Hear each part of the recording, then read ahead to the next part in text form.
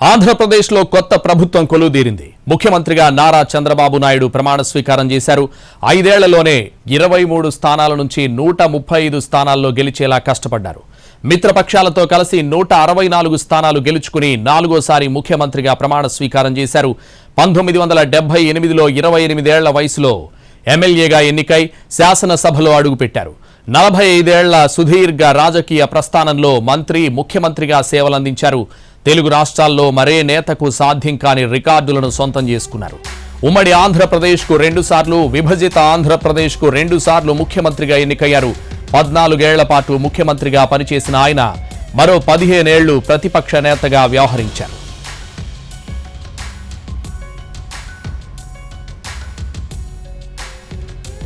SV university రాజకీయాల్లో చురుకైన పాత్ర పోషించిన చంద్రబాబు 1978లో చిత్తూరు జిల్లా చంద్రగిరి నుంచి పోటీ చేసి ఎమ్మెల్యేగా ఎన్నికయ్యారు. 1980లో అంజయ్య మంత్రివర్గంలో స్థానం సంపాదించారు.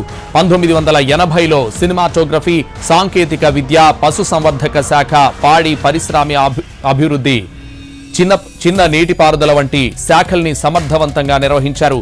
1981లో ఎన్టీఆర్ కుమార్తె భువనేశ్వరితో వివాహం జరిగింది. 1983లో కాంగ్రెస్ తరపున పోటీ చేసి ఓటమి పాలయ్యారు.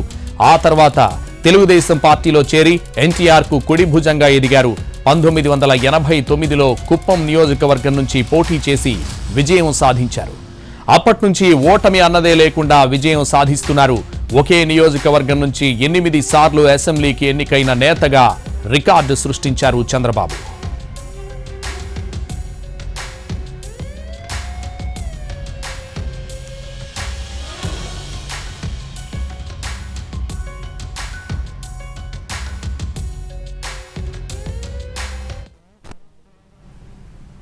మంత్రిగా ప్రమాణ స్వీకారం చేసిన జనసేన అధినేత పవన్ కళ్యాణ్ పిఠాపురం నుంచి భారీ మెజారిటీతో గెలుపొందారు. సినీ నటుడిగా 1996లో తెరంగేట్రం చేసిన పవన్ కళ్యాణ్ పవర్ స్టార్ ఇమేజ్తో భారీగా అభిమానులను సంపాదించుకున్నారు. 2008లో రాజకీయాల్లోకి వచ్చిన ఆయన సోదరుడు మెగాస్టార్ చిరంజీవి స్థాపించిన ప్రజారాజ్యం పార్టీలో యువ విభాగం అధ్యక్షుడిగా వ్యవహరించారు. ప్రజారాజ్యం పార్టీ కాంగ్రెస్ లో విలీనం తర్వాత బయటకొచ్చారు. 2014లో జనసేన పార్టీ స్థాపించారు.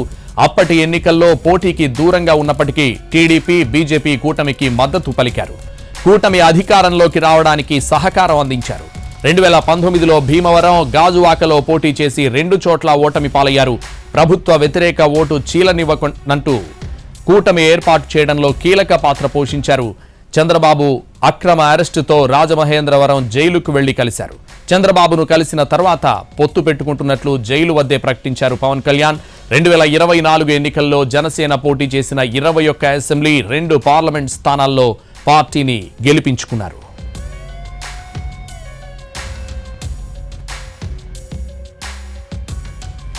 టీడీపీ, జనసేన, బీజేపీ కూటమి ఏర్పాటులో పవన్ కళ్యాణ్ కీలక పాత్ర పోషించారు. మొదటి నుంచి కేంద్రంలో అధికారంలో ఉన్న బీజేపీతో సత్సంబంధాలను కొనసాగించారు.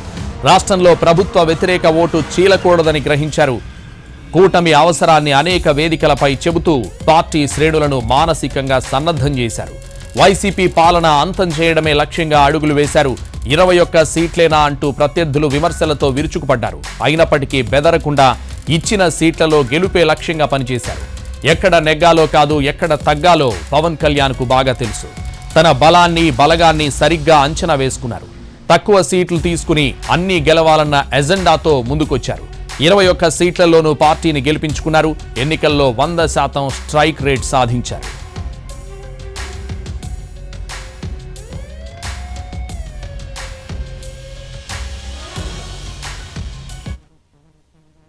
నేను శాసనం ద్వారా నిర్మితమైన భారత రాజ్యాంగం పట్ల నిజమైన విశ్వాసం, విధేయత చూపుతానని, భారతదేశ సార్వభౌమాధికారాన్ని, సమగ్రతని కాపాడుతానని, ఆంధ్రప్రదేశ్ రాష్ట్ర మంత్రిగా నా కర్తవ్యాలను శ్రద్ధతో, అంతఃకరణ శుద్ధితో నిర్వహిస్తానని, భయం గాని, పక్షపాతం గాని, రాగద్వేషాలు గాని లేకుండా రాజ్యాంగాన్ని శాసనాలని అనుసరించి ప్రజలందరికీ న్యాయం చేకూరుస్తానని దైవ సాక్షిగా ప్రమాణం చేస్తున్నాను. ఇక మంగళగిరి నుంచి భారీ మెజారిటీతో గెలుపొందిన నారా లోకేష్ మంత్రిగా ప్రమాణ స్వీకారం చేశారు.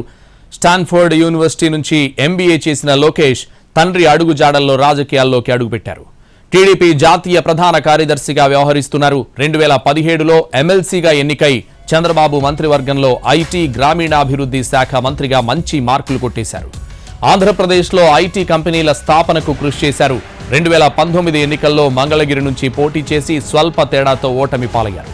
2023 జనవరిలో యువగళం పాదయాత్ర ద్వారా ప్రజల్లోకి వెళ్లారు. 3,500 కిలోమీటర్ల వరకు పైగా పాదయాత్ర నిర్వహించారు. 2024లో మంగళగిరి నుంచి పోటీ చేసి 91,000కు పైగా మెజారిటీతో ఘన విజయం సాధించారు నారా లోకేష్.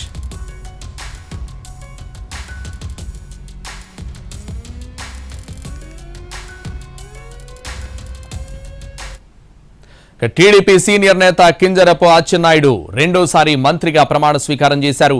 1996లో హరిశ్చంద్రాపురం నుంచి పోటీ చేసి ఎమ్మెల్యేగా విజయం సాధించారు. 1999, 2004 ఎన్నికల్లోనూ గెలుపొంది హ్యాట్రిక్ కొట్టారు. 2009 నియోజకవర్గాల పునర్విభజనతో టెక్కల నుంచి పోటీ చేసి ఓడిపోయారు. ఆ తర్వాత 2014లో టెక్కల నుంచి గెలుపొంది 5 ఏళ్ల పాటు మంత్రిగా కొనసాగారు. 2019లో శాసనసభాపక్ష ఉపనేతగా వ్యవహరించారు.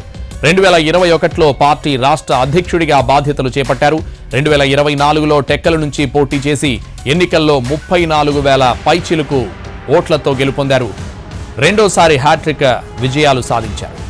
ఇక శ్రీకాకుళం జిల్లాలో 10కి 10 సీట్లు గెలిపించడంలో కీలక పాత్ర పోషించారు అచ్చెన్నాయుడు. జూనియర్లకు టికెట్లు ఇప్పించుకుని గెలిపించుకున్నారు. శ్రీకాకుళం జిల్లాలో తన సత్తా ఏంటో మరోసారి చూపించారు. 6 సార్లు అసెంబ్లీకి ఎన్నికైన ఆయన రెండోసారి మంత్రి అయ్యారు.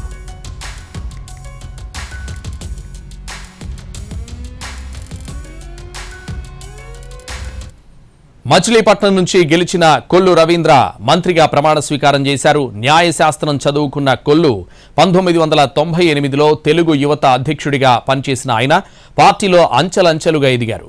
టీడీపీ డివిజన్ అధ్యక్షుడిగా 2007లో తెలుగు యువత జిల్లా అధ్యక్షుడిగా పనిచేశారు. 2014లో తొలిసారి మచిలీపట్నం నుంచి పోటీ చేసి అసెంబ్లీలో అడుగుపెట్టారు కొల్లు రవీంద్ర. చంద్రబాబు కేబినెట్లో చేనేత, ఎక్సైజ్, బీసీ సంక్షేమ శాఖ మంత్రిగా పనిచేశారు. 2017లో land and justice, youth and sports శాఖల మంత్రిగాను పనిచేశారు. ఇప్పుడు రెండోసారి చంద్రబాబు కేబినెట్లో చోటు దక్కించుకున్నారు. 2015 నుంచి కొల్లు ఫౌండేషన్, అన్నా క్యాంటీన్ల ద్వారా అన్నదానం వంటి సేవా కార్యక్రమాలు కొనసాగిస్తున్నారు.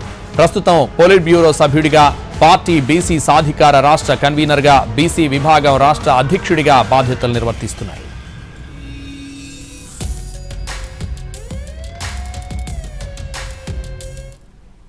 గుంటూరు జిల్లా తెనాలి నుంచి గెలుపొందిన నాదెండ్ల మనోహర్ తొలిసారి మంత్రిగా ప్రమాణం స్వీకారం చేశారు.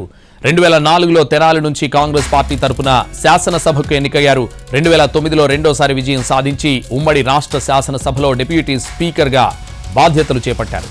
2011లో శాసనసభ స్పీకర్గా ఎన్నికయ్యారు. 2014 ఎన్నికల్లో కాంగ్రెస్ అభ్యర్థిగా పోటీ చేసిన మనోహర్ ఓటమి పాలయ్యారు. 2018లో జనసేనలో చేరిన నాదెండ్ల మనోహర్ పార్టీ రాజకీయ వ్యవహారాల కమిటీ చైర్మన్గా బాధ్యతలు నిర్వర్తిస్తున్నారు. 2024లో రెండోసారి జనసేన అభ్యర్థిగా పోటీ చేసి 50,000 ఓట్ల మెజారిటీతో ఘన విజయం సాధించారు. ఇప్పుడు రాష్ట్ర మంత్రిగా మొదటిసారి అవకాశం దక్కింది.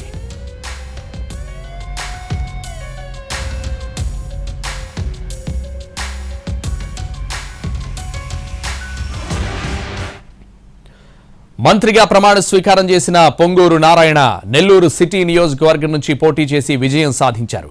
కెరియర్ మొదట్లో నెల్లూరులోని విఆర్ కాలేజీలో పార్ట్ టైం లెక్చరర్గా పనిచేశారు.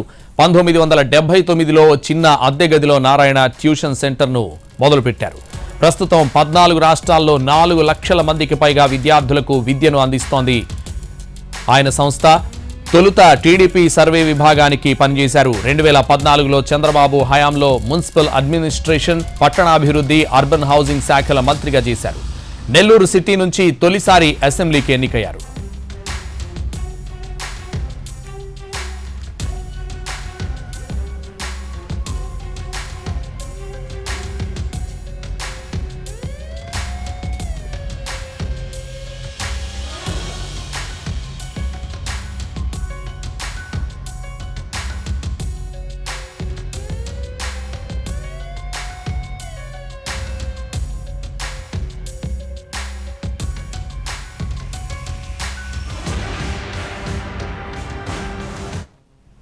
విశాఖపట్నం జిల్లా పాయకరావుపేట నుంచి ఎమ్మెల్యేగా గెలుపొందిన వంగలపూడి అనిత తొలిసారి మంత్రిగా ప్రమాణ స్వీకారం చేశారు. 45 ఏళ్ల అనిత టీచర్గా పనిచేస్తూనే రాజకీయాల్లోకి అడుగుపెట్టారు. 2014 ఎన్నికల్లో తొలిసారి పాయకరావుపేట నుంచి పోటీ చేసి విజయం సాధించారు. 2018లో టీటీడీ బోర్డు సభ్యురాలిగా నియమితులయ్యారు. 2021లో ఏపీ తెలుగు మహిళా విభాగం అధ్యక్షురాలిగా బాధ్యతలు చేపట్టారు. ప్రస్తుతం పొలిట్ బ్యూరో సభ్యురాలిగా ఉన్నారు. తాజా ఎన్నికల్లో పాయకరావుపేట నుంచి రెండోసారి గెలిచి చంద్రబాబు కేబినెట్లో చోటు దక్కించుకున్నారు.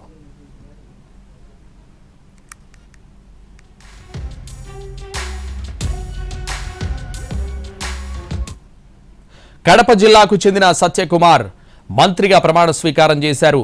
కడప జిల్లాకు చెందిన ఆయన అనంతపురం జిల్లా ధర్మవరం నుంచి బీజేపీ తరపున అసెంబ్లీకి ఎన్నికయ్యారు. ఎమ్మెల్యేగా గెలిచిన తొలిసారే బీజేపీ కోటాలో మంత్రి పదవి దక్కించుకున్నారు. ఏబీవీపీ తరపున కళాశాల ప్రధాన కార్యదర్శిగా పనిచేశారు. మాజీ ఉపరాష్ట్రపతి వెంకయ్య నాయుడు వద్ద కొంతకాలం వ్యక్తిగత కార్యదర్శిగా పనిచేశారు. సత్యకుమార్ సేవలను గుర్తించిన బీజేపీ 2018లో జాతీయ కార్యదర్శిగా నియమించింది. ప్రస్తుతం ఉత్తరప్రదేశ్ రాష్ట్ర పార్టీ వ్యవహారాల సహ ఇన్ఛార్జిగా, అండమాన్ నికోబార్ ఇన్ఛార్జిగా కొనసాగుతున్నారు.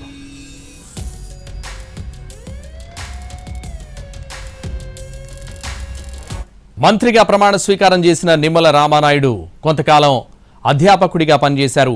జిల్లా రాష్ట్ర రాజకీయాల్లో కీలక పాత్ర పోషిస్తున్న రామానాయుడు పాలకొల్లును పార్టీకి కంచుకోటగా మార్చారు.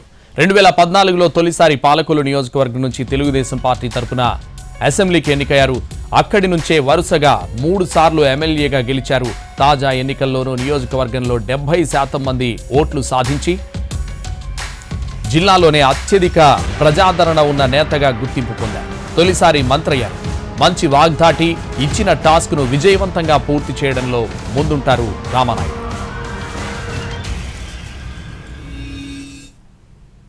తెలుగుదేశం పార్టీ సీనియర్ నేత ఫరూక్ మరోసారి మంత్రి పదవి వరించింది. 1981లో నంద్యాల మున్సిపల్ కౌన్సిలర్గా రాజకీయ జీవితం ప్రారంభించారు. 1985లో తొలిసారి నంద్యాల నుంచి టీడీపీ తరపున పోటీ చేసి ఎమ్మెల్యేగా గెలిచారు. ఎన్టీఆర్ కేబినెట్లో చక్కెర పరిశ్రమ మంత్రిగా పనిచేశారు. 1994లో రెండోసారి ఎమ్మెల్యేగా ఎన్నికై డిప్యూటీ స్పీకర్గా బాధ్యతలు నిర్వర్తించారు.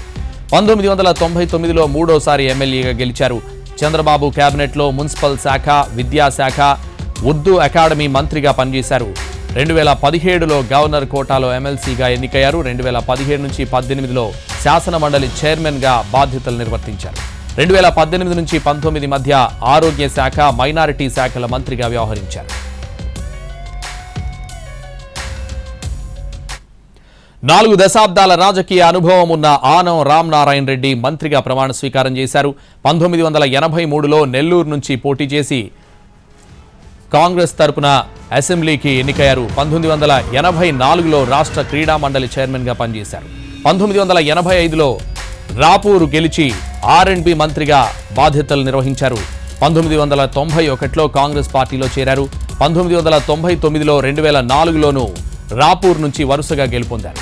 రాష్ట్ర సమాచార టూరిజం శాఖ మంత్రిగా పనిచేశారు. 2009 ఎన్నికల్లో ఆత్మకూరు నుంచి గెలిచి మున్సిపల్ శాఖ మంత్రిగా వ్యవహరించారు. మాజీ సీఎంలు రోసయ్య, కిరణ్ కుమార్ రెడ్డి మంత్రివర్గంలోనూ పనిచేశారు. 2019లో వెంకటగిరి, 2024లో ఆత్మకూరు నియోజకవర్గం నుంచి పోటీ చేసి విజయం సాధించారు. ఇప్పటి వరకు ఆయన 7 సార్లు ఎమ్మెల్యేగా విజయం సాధించారు.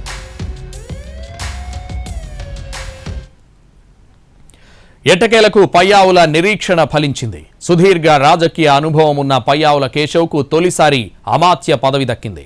1994లో రాజకీయ అరంగేట్రం చేశారు. 1994లో ఉరవకొండ నియోజకవర్గం నుంచి పోటీ చేసి తొలిసారి అసెంబ్లీలో అడుగుపెట్టారు పయ్యావుల కేశవ్. 1994, 2004, 2009, 2019లో ఎమ్మెల్యేగా ఎన్నికయ్యారు. ఇప్పటి వరకు ఆయన 5 సార్లు శాసనసభ్యుడిగా గెలుపొందారు. 2015 నుంచి 2019 వరకు స్థానిక సంస్థల కోట ఎమ్మెల్సీగా పనిచేశారు. 5 సార్లు ఎమ్మెల్యేగా ఎన్నికైన పయ్యావుల కేశవ్ తొలిసారి కేబినెట్లో చోటు దక్కింది. 2019లో ప్రజాపద్దుల కమిటీ చైర్మన్గా పనిచేశారు. రాజకీయంగా సుదీర్ఘ అనుభవం ఉన్నా ఇప్పటి వరకు మంత్రిగా అవకాశం రాలేదు. ఎట్టకేలకు మొదటిసారి మంత్రయ్యారు పయ్యావుల కేశవ్.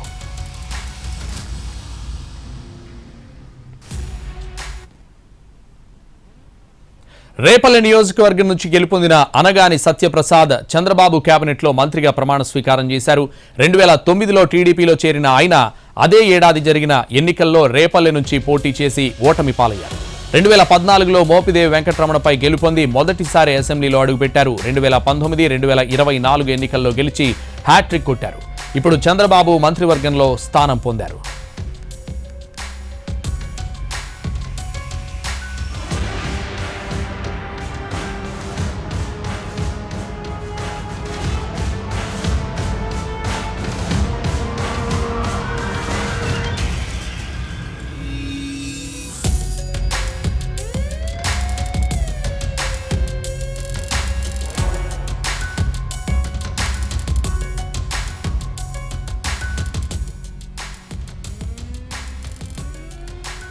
నూజివీడు నుంచి అసెంబ్లీకి ఎన్నికైన కొలుసు పార్థసారథి మంత్రిగా ప్రమాణ స్వీకారం చేశారు. సొంత నియోజకవర్గం పెనమలూరు నుంచి కాదని నూజివీడు నుంచి పోటీ చేసి గెలుపొందారు. ఆయన తండ్రి కొలుసు పెద్దారెడ్డయ్య మచిలీపట్నం లోక్సభ నుంచి 2 సార్లు ఎంపీగా, ఒకసారి ఎమ్మెల్యేగా విజయం సాధించారు. తండ్రి వారసత్వంగా రాజకీయాల్లోకి వచ్చిన ఆయన 2004లో ఉయ్యూరు నుంచి అసెంబ్లీకి ఎన్నికయ్యారు. ఆ తర్వాత 2009, 2019లో పెనమలూరు నుంచి గెలుపొందారు. వైఎస్ రాజశేఖర్ రెడ్డి, కిరణ్ కుమార్ రెడ్డి హయాంలో మంత్రిగా పనిచేశారు.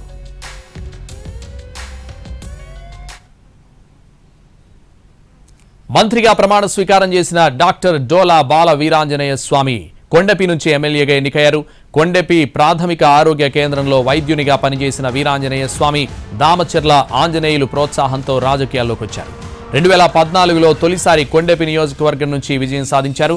అదే నియోజకవర్గం నుంచి వరుసగా 3 సార్లు గెలిచారు. 2014లో టీటీడీ బోర్డు సభ్యునిగా పనిచేశారు. టీటీడీసీ రాష్ట్ర కార్యదర్శిగాను పనిచేశారు. 2019లో టీడీపీ శాసనసభాపక్షానికి విప్గా వ్యవహరించారు. తాజా ఎన్నికల్లో మాజీ మంత్రి ఆదిమూలపు సురేష్ను ఓడించారు. హ్యాట్రిక్ విజయాలు సాధించిన వీరాంజనేయ స్వామికి మంత్రి పదవి దక్కింది.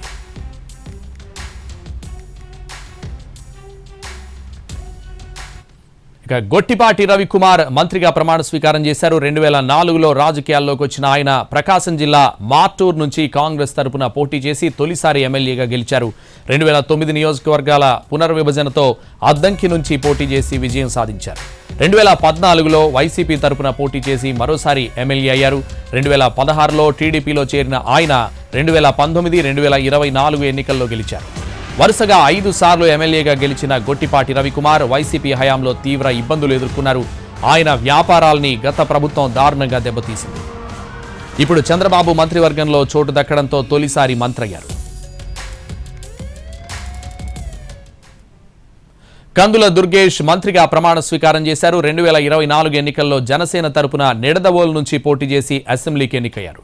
కాంగ్రెస్ నుంచి రాజకీయ అరంగేట్రం చేసిన దుర్గేష్ ఎమ్మెల్సీగా తూర్పుగోదావరి జిల్లా కాంగ్రెస్ అధ్యక్షుడిగా పనిచేశారు. 2014 ఎన్నికల్లో రాజమహేంద్రవరం లోక్సభ నుంచి కాంగ్రెస్ తరపున పోటీ చేసి ఓటమి పాలయ్యారు. 2018 జనసేనలో చేరిన దుర్గేష్ 2019 శాసనసభ ఎన్నికల్లో రాజమహేంద్రవరం గ్రామీణ నుంచి పోటీ చేసి ఓటమి పాలయ్యారు. తాజా ఎన్నికల్లో నిడదవోలు నుంచి గెలిచి మంత్రివర్గంలో స్థానం సంపాదించుకున్నారు.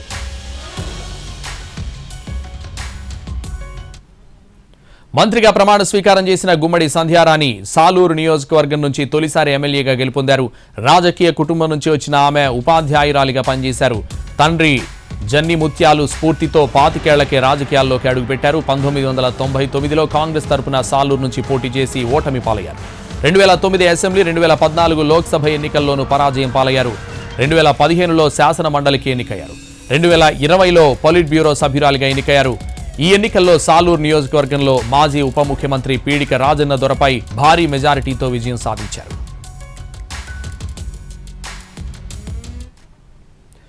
మంత్రిగా ప్రమాణ స్వీకారం చేసిన బీసీ జనార్దన్ రెడ్డి బనగానపల్లి నియోజకవర్గం నుంచి తెలుగుదేశం పార్టీ తరపున అసెంబ్లీకి ఎన్నికయ్యారు. 2014లో తొలిసారి ఆంధ్రప్రదేశ్కి ఎన్నికయ్యారు. 2019లో ఓటమి పాలైన బీసీ జనార్దన్ రెడ్డి తాజా ఎన్నికల్లో బనగానపల్లి నుంచి 25,000కు పైగా ఓట్ల మెజారిటీతో విజయం సాధించారు. రెండోసారి అసెంబ్లీకి ఎన్నికై చంద్రబాబు కేబినెట్లో మంత్రి అయ్యారు.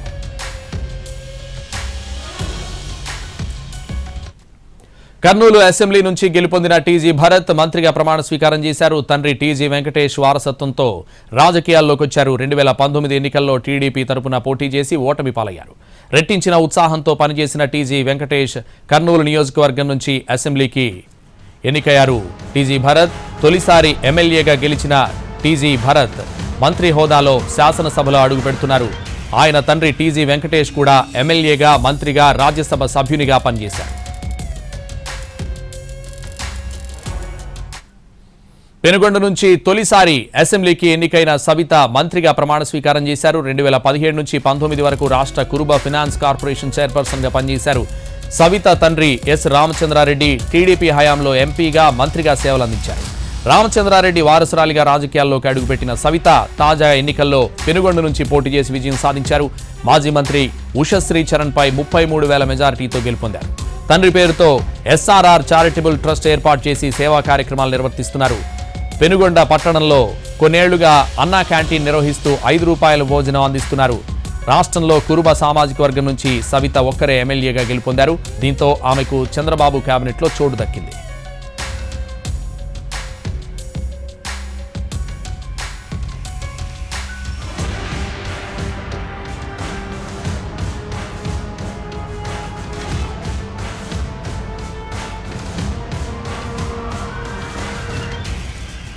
రామచంద్రాపురం నుంచి టీడీపీ తరపున ఎమ్మెల్యేగా ఎన్నికైన వాసంశెట్టి సుభాష్ మంత్రిగా ప్రమాణ స్వీకారం చేశారు. వైసీపీ రాష్ట్ర యువజన విభాగం సంయుక్త కార్యదర్శిగా పనిచేశారు. అమలాపురం అల్లర్ల ఘటన తర్వాత వైసీపీ నాయకులతో విభేదాలు రావడంతో తెలుగుదేశం పార్టీలో చేరారు. ఎస్ఏఎఫ్ స్వచ్ఛంద సంస్థ సేవా కార్యక్రమాల ద్వారా శెట్టి బలిజ సామాజిక వర్గంలో సుభాష్ పట్టు సాధించారు. తాజా ఎన్నికల్లో తెలుగుదేశం పార్టీ తరపున రామచంద్రాపురం నుంచి ఎమ్మెల్యేగా విజయం సాధించారు.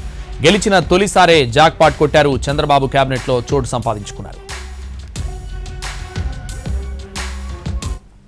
కొండపల్లి శ్రీనివాస్ మంత్రిగా ప్రమాణ స్వీకారం చేశారు. గజపతి నగరం నుంచి టీడీపీ తరపున తొలిసారి పోటీ చేసి విజయం సాధించారు. శ్రీనివాస్ తాత పైడితల్లి నాయుడు టీడీపీ తరపున 3 సార్లు బొబ్బిలి పార్లమెంట్ సభ్యుడిగా గెలిచారు. తండ్రి కొండలరావు మండల పరిషత్ అధ్యక్షునిగా పనిచేశారు. సాఫ్ట్వేర్ ఇంజనీర్గా పనిచేసిన శ్రీనివాస్ సామాజిక కార్యక్రమాల్లో చురుగ్గా పాల్గొనేవారు.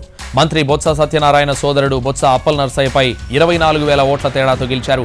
చంద్రబాబు కేబినెట్లో చోటు సంపాదించుకున్నారు.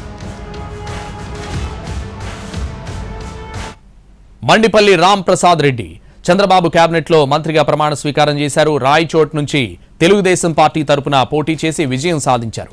అసెంబ్లీకి ఎన్నికైన తొలిసారే కేబినెట్లో చోటు దక్కించుకున్నారు. ఆయన తండ్రి దివంగత ఎమ్మెల్యే మండిపల్లి నాగిరెడ్డి రాయచోటి ఎమ్మెల్యేగా 2 పర్యాయాలు గెలుపొందారు. సమైక్యాంధ్ర పార్టీ తరపున రాంప్రసాద్ రెడ్డి రాయచోటి ఎమ్మెల్యేగా పోటీ చేసి ఓటమి చెందారు. 2023 డిసెంబర్లో తెలుగుదేశం పార్టీలో చేరారు. వైసీపీ అభ్యర్థి గడికోట శ్రీకాంత్ రెడ్డిని ఓడించి రికార్డు సృష్టించారు.